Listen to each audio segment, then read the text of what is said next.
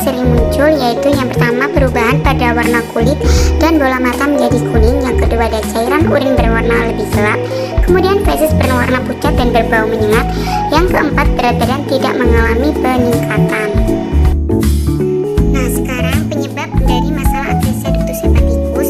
Yang pertama ada mutasi genetik dan masalah imun, kemudian ada defek kognitif hati dan saluran empedu, serta paparan pada zat yang berbahaya, kemudian infeksi virus atau bakteri setelah lahir seperti sitomegalovirus, kemudian ada retovirus dan rotavirus.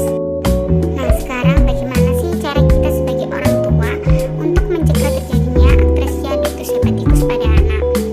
Nah, ibu yang sedang mengandung harus menghindari berbagai penyakit dengan menjaga kebersihan yang baik dan mengusahakan memberikan ASI eksklusif secara 6 bulan pertama. Kemudian selain itu, imunisasi dapat menjadi pilihan pencegahan infeksi dalam beberapa kasus. Misalnya mendapatkan vaksin rotavirus untuk mencegah infeksi. Nah, apakah atresia ductus hepaticus bisa diobati? Atresia ductus hepaticus atau atresia biliar adalah kondisi yang tidak dapat disembuhkan. Tidak ada obat yang dapat menyembuhkan sumbatan saluran empedu, namun ada dua operasi yang dapat dilakukan.